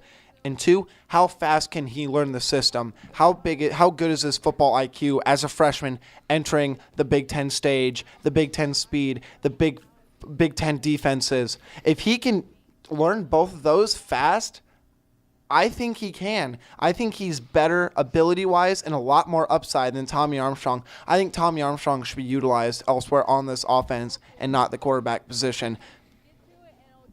Scotty? Sorry about that, but I think Tommy Armstrong's going to end up getting that starting position. I think O'Brien has a lot to learn. I think spring training and fall practice will be great for him in terms of learning the system and the offense, but I think Armstrong is going to have significant strides at the quarterback position. And I think we're going to see Tommy Armstrong at his best in his senior year at quarterback, but it's too early to tell. I could be completely wrong, and O'Brien could blow us all away. But right now, I truly believe Tommy Armstrong has this competition that he really hasn't had in the past, maybe with Taylor Martinez and RK3, but that's about it. Riker Fife really isn't much of a competition. So I think with O'Brien here, Armstrong will have to play at his best. Anyone who thinks Riker Fife's in this quarterback competition, just go watch the 5 interceptions against Purdue. 4. Come on now. No, felt like a lot more than that. Scotty, I'm with you in maybe even a more extreme stance. I'm really excited for the future of Patrick O'Brien, but there is zero chance he starts this year. I think he could be 10 times better than Tommy Armstrong, and they still wouldn't start him this year. I think for a player like this, you look at guys that are in the NFL right now. Notably, most recently, Jameis Winston was obviously better than Manuel, especially since the way he started his freshman year, and especially the struggles Manuel had his senior year at Florida State. But he didn't start his freshman year. The red shirt is so valuable for that freshman quarterback, and UCLA needed Josh Rosen this year, but that's the outlier. We don't need Patrick O'Brien this year. We have a very capable quarterback in Tommy Armstrong who's looking to get better, who at one point in the Rutgers game last year was 20-9 touchdowns and interceptions on the season. Because he finished the season with 7 straight picks, he finished the regular season with 7 straight picks, those numbers get clouded. But he was in very strong contentions for second team All Big Ten at that point last year before he fell off in those last 2 games. And so I think we all consistently underestimate Tommy Armstrong, and I really like what he's been able to do in spring practice so far, and I'm looking for this leadership, this trend that Tommy has always displayed of strong leadership to continue throughout the spring, throughout summer workouts, into fall camp, and to have a successful senior season. And let me rewind this. I do think Tommy Armstrong is going to start. I was just saying, if there was a way for Patrick O'Brien to start,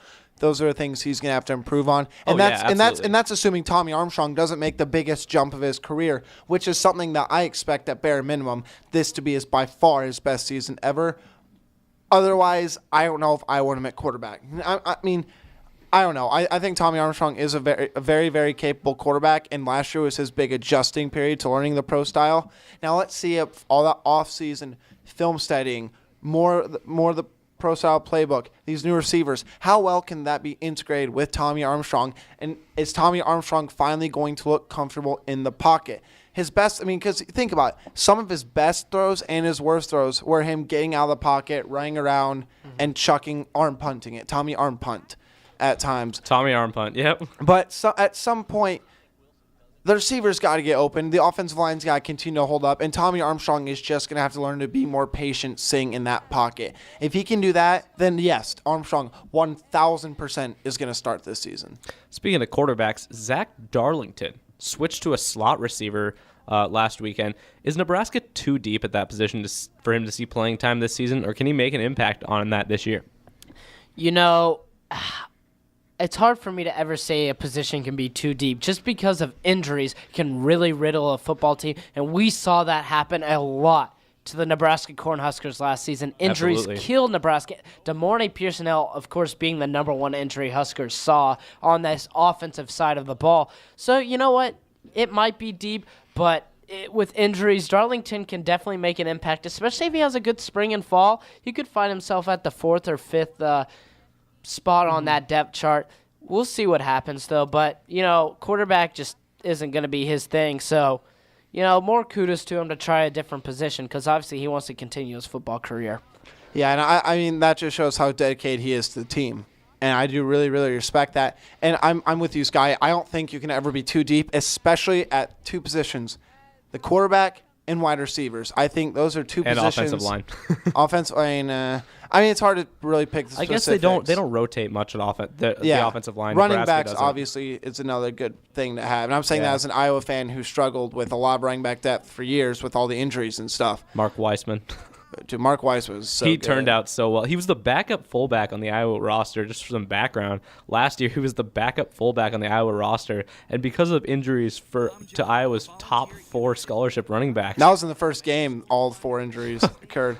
It ended up being just one of the brutal first game, and then Mark Weissman just ended up stepping up, being a real nice player for Iowa. Really quick background story. He actually enrolled in Air Force Academy coming out of high school because that was one of his offers, and then left after a semester, paid his own way for another semester to get to Iowa, and was starting out the 7th running back on that depth chart and worked his way up. So, yeah, running back depth's a really great thing. I'm excited to see if Darlington can really make an impact there. Let's stick with the running back discussion a little bit before we go to baseball. Mikhail Wilbon is getting a better look at running back. Does he stand a chance in the competition for the starting job against Terrell Newby and Divino Zigbo? He has the skill. I think Wilbon definitely has the skill to be a starting running back, but something that held him back and didn't allow him to really succeed last year was he didn't know the playbook very well. Yep. He has to learn the playbook because as fast as he is, as strong as he is, if he doesn't know the plays, if the play is a halfback draw and he's running right up the middle right away, there's going to be some serious issues with that football team. So yeah, I think he definitely has the talent to outcompete Newby and Ozigbo, but he needs to learn the playbook. If he can't do that, we're going to be looking at Ozigbo and Newby sharing the carries next season. And that reminds me of Trent Richardson in the NFL. Because think of how great he was in college, and he really worked for those great Alabama teams. When he got to the NFL, there were times he'd run the opposite way of the hole being open. He just could not see it. And I think it's because he didn't learn the playbook. That just proves that you can be as fast as you want, as strong as you want. But if you aren't hitting the holes in a timely fashion or even know the playbook and you can't follow your blockers, you're not going to make an impact anywhere on the field. Well, it's hard to run the wrong plays in baseball, especially for a guy like Scott Schreiber. He will bomb that one, and that is gone. Guess who? Scott Schreiber. With his 3rd home run in 2 days. That's a 2-run shot. David and I had the call for the Nebraska versus Northern Colorado game on Wednesday. Scotty will be calling some other games throughout the season. Woo-hoo. He is the king of softball, is Scotty. Oh, yeah. They call me a connoisseur at softball, fellas. And, well, we all know I watched several hours of tape in softball, and so when I was given the call to announce Michigan versus Nebraska in April, I said, well, of course I'm going to call this game. I'm a master with softball. You know everything about the perfect technique for the underhand wind-up pitch. Oh, yeah, the whirlwind tornado throw is probably one of the toughest pitches in softball. It just is mean. It's tough. No one has any idea of where that ball is going. And I'm just excited to really call the games. The whole Nebraska softball team, very close with. They know I am great at announcing softball. So I'm just very excited, boys. Well, let's get back to Nebraska baseball. Loyola Marymount is the team Nebraska will be playing this weekend. Currently in the middle of Game 1 of that series. They have a doubleheader today. They're a much better team than Northern Colorado. What kind of specific progress are you looking for in this weekend series? I'm looking at the pitching you and I were raving about the great pitching production that we saw against Northern Colorado. Oh, absolutely. And it was like a great bullpen rotation. Yeah, a lot of guys we don't usually see. No, absolutely. And I think if that can translate going forward, I think that's the X factor for this team. The 2 factors that we need to most improve on throughout the season if we want to have a great Big Ten season is pitching and our last 3 hitters, because we also touched on this while we were calling the game. We have a pretty solid first 4, 5, 6 hitters, but the last 3 just cannot get it going. And if we can at least get some production out of the bottom 3, I really like where this team can go offensively And if our bullpen can continue to develop and show upside like they did against Northern Colorado, I mean, we're looking at a really good team here. Nebraska baseball update. They are down 1-3 to Loyola Marymount in the bottom of the fourth. Ben Miller just led off with a single, so there's one on and no outs. In the bottom Scott Schreiber of the fourth will be up next for the Huskers. But Scotty, we were talking about this pitching bullpen, and I know you've really been high on Jeff Chestnut, the senior closer for the Huskers. Do you think they'll continue to rely on him to get them through the end of the games? Oh, absolutely. The big question is, will it wear him down? Because a bullpen guy obviously doesn't have the endurance as a starting pitcher, so the wear and tear can really wear down Chestnut, I should say. I hate saying that word so many times, but crack open the chestnut. Sorry. Dear Lord. Oh, David. I think we got to cut to commercial break after that one, David. Not quite, but you know, it'll be interesting to see. Nebraska's got to have starting pitching go deep into the game and then rely on Chestnut, but not only him, but other pitchers in that bullpen. They can't just rely on one guy, and they have to get the bats hot consistently throughout the season. Only scoring 1-1 right now. They've got to continue to be hitting the ball continue to hit the ball well. And the big question is, will the opposing teams crack open the Chestnut and eat him alive? I don't know. It's going to be really interesting to see how he can do throughout the rest of the season. David, why do you do this your puns are forcing us to go to Lucas Bond for another KRNU2 update. We'll be back with the final rundown after this. Thanks for that update, Lucas. Now it's the final rundown here on the Spill Sports Show.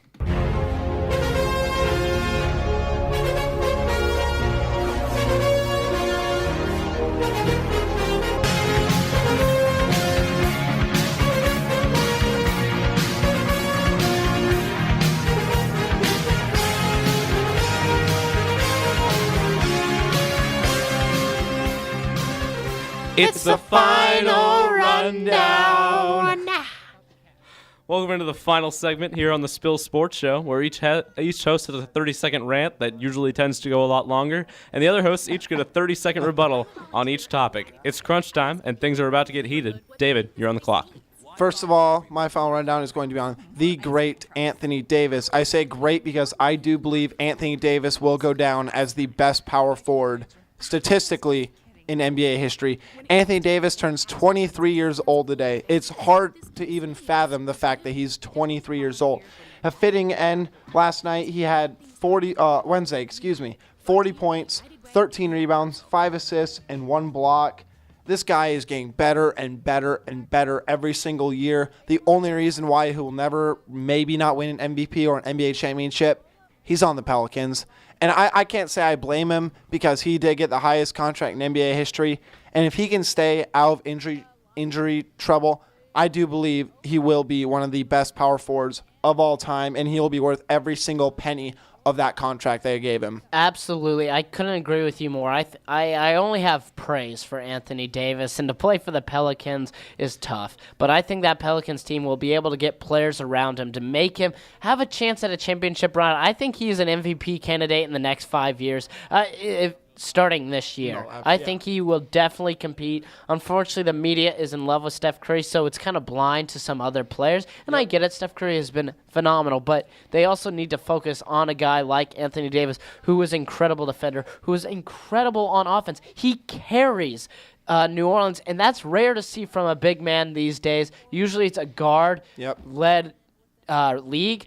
This time, Anthony Davis is reversing the script, and he is leading the Pelicans to greatness. It was frustrating to see earlier this year people start to bag on Anthony Davis for a tough start to the season, especially because the Pelicans started the season so poorly. People were asking, is he the long-term answer for the Pelicans? Obviously, they needed to keep him, but who goes around him? And I think he's done a great job carrying that team. Obviously, they got shut out in the first round of the playoffs last year against Steph Curry and the Golden State Warriors. But Anthony Davis is a program-changing player, is a franchise-changing player, and he was great at Kentucky. We saw the most of that, and he was never really recruited until he was a senior in high school. Cleveland State was his biggest offer before that year, and look how far he's come now. He's one of the more elite players in the NBA, and I think he's in that club with LeBron, Kevin Durant, and a couple other guys, Russell Westbrook, and a couple other guys, the great all-around players in the NBA. And so I'm really looking for him to have a great continuation of his career. Scotty, you're on the clock. Boys, as we know, I'm a Denver sports fan for life. And the Denver Broncos, Dabcos. The Dabcos. Dabbing on Cam Newton's grave, which I love. They lose Malik Jackson, and that was probably their biggest pain. Danny Trevathan, he deserves that big contract from Chicago. Brock Osweiler doesn't deserve that big contract from Houston, but whatever. I hope he does well. Fine. But now the Denver Broncos need a quarterback, boys, and I don't think Mark Sanchez is the guy. You know what? Mark Sanchez has led the New York Jets to 2 AFC championships, but he also ate the back of a man's butt in the butt fumble, and that just can't be happening from an NFL quarterback. He did well in Philadelphia, well enough to earn him a role as a backup quarterback, and you know what? I hope that's what he is in Denver. I'm hoping Denver Broncos, hear me out, guys. Sure. I made a Twitter poll, actually. Let me say this real quick. I know it's going to go past 30 seconds, but whatever. We're not on a huge time crunch. I made a Twitter poll. I said, who would you like to see at quarterback for the Denver Broncos next year? 93 people responded. 6% of people said Colin Kaepernick. 15%, guys, said Robert Griffin III. Bill Nye the Science Guy at 38%. However, the person, actually, this isn't even a person, the thing with the most votes, 41% of people want a large piece of broccoli to lead the Denver Broncos next year. And, guys, I hope that's the case because with a defense as good as Denver, that's basically what they had last year. 31 in pass offense. It doesn't matter who's quarterback. As long as the defense is good, the Broncos will be great. I heard you, I know you were trying to get past that by, faking us out with a Twitter poll, but I heard you say ate a man's butt. I heard you say Mark Sanchez ate a man's butt. He ran into a man's butt, and that's what caused the infamous butt fumble. But I really want Ryan Fitzpatrick there. I think following Peyton Manning, you need a smart guy, and a guy that went to Harvard is that guy for them. Had a better year than the other prospects that are looking to become Denver's quarterback, than the other guys that are on that list. Robert Griffin III didn't have a good year last year. Colin Kaepernick didn't have a good year last year. Ryan Fitzpatrick, if you want a quarterback who is at probably the peak of his career right now and a smart quarterback, went to Harvard, always been a smart player with a high football IQ, I think you go with Ryan Fitzpatrick. Hear me out. I think RG3 would fit that system perfectly. I think John Elway would really, really work with RG3. I think he could get back to at least 3/4 of what he was his rookie year, and I think that'd be great production for the Denver Broncos team. And Scotty, going back to your Twitter poll, you had a large piece of Brock Osweiler, and you traded him. Enough with the puns, David. But, you gotta love it. Brock Osweiler now, obviously, with the Texans, which they stupidly overpaid for. I'm not impressed with it. Goodbye. Bring RG3 to Denver. Let's go higher places, and they're going to repeat back-to-back Super Bowl champions. Matt, get on this clock. All right, I'm going to go the NBA. Get away from a little football here. LeBron James and Kobe Bryant, the final meeting last night was in L.A., and it couldn't have been more of a classic. Kobe Bryant going 11 for 16 from the field for 26 points, hitting those vintage Kobe threes, vintage Kobe fadeaways, schooled LeBron a few times, LeBron schooled Kobe a few times, and it was one of those classic matchups that made Kobe look like he was 30 again. And it was just so fun to see. It was a 12-point game, but it was the most exciting 12-point game you'll ever see, and it was so fun to watch. Two legends going at it, very high amount of respect for each other, and they're in a club. They're in a club of their own with these other guys that are the great all-around players. They're friends with guys like Kevin Durant and Dwayne Wade, but they're not friends with guys like Steph Curry because they don't respect his game as much. And he's not in that club of guys that are in the inner circle of LeBron and Kobe, and so that's part of the reason why I don't respect Steph Curry as an all-around player. But going back to the main point, last night was a fun spectacle to watch, and I like to see LeBron and Kobe maybe going at it. We'll see them in the Hall of Fame together someday, but maybe going at it in a pickup game down the road at the local Boys and Girls Club in reference to LeBron. Yeah, absolutely. I think the respect these two have for each other is incredible. And just kind of hitting on your point with Steph Curry, I think the reason why he might not be in that club with them yet is he just hasn't been an elite star in the NBA as long as these guys have. I think if Curry continues to do what he has done, he will definitely be in that inner circle. But until then, I think it was just fun to watch Kobe go at it one last time against LeBron. Kobe outscoring LeBron, which was great to see. And that was statistically Kobe's best game against LeBron James. So, fun game to watch. Really enjoyed it. It's kind of sad seeing Kobe finally come to an end because all those years of disliking him as a Nuggets fan, you just have to appreciate the greatness where he has just played a sensational career. And I'll tell you what, nothing has made me just genuinely smile in the NBA in a really long time.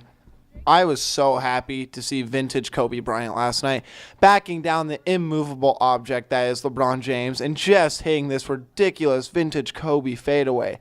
I smiled so big. I was so happy for him. I didn't want him to have a bad performance in his last game against a legend that is LeBron James. And I am finally starting to learn how to appreciate LeBron James' greatness. Yeah. Mostly outside of his clutch shooting and 2 for 4 in the finals. But ESPN has gotten off him, and LeBron has let his play do the talking more so than he has his entire career. He is being a true leader of this Cleveland Cavaliers team, and my respect for him has grown. LeBron, keep doing what you're doing. Don't open your mouth. Play basketball, and keep doing what you're doing, bud. You love seeing that respect between great players and legends. This is the last time, and 2 legends faced off, and it was a classic.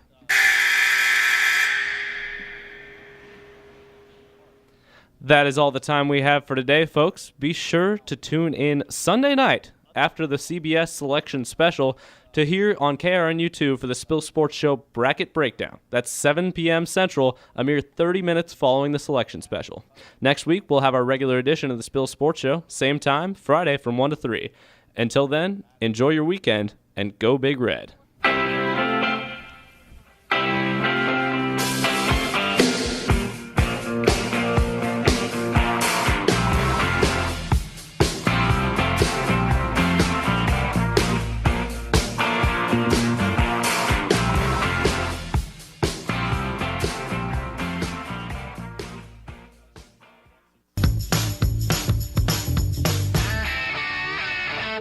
The Spill Sports Show with Matt Reynoldson, David Eickholt, and Scott Ayers. Never miss a show again. Check out our podcast at thespillkrnu.wordpress.com. The 76ers could have drastically improved their organization by drafting Walter Pitchford. Quite frankly, if he wins a Super Bowl, I'll direct it 30 for 30 on it. I've watched this kid play multiple times on national television. You like watching kids, David? Dude, I love basketball. Excuse me. The Spill Sports Show, every Friday from 1 to 3 on KRNU2.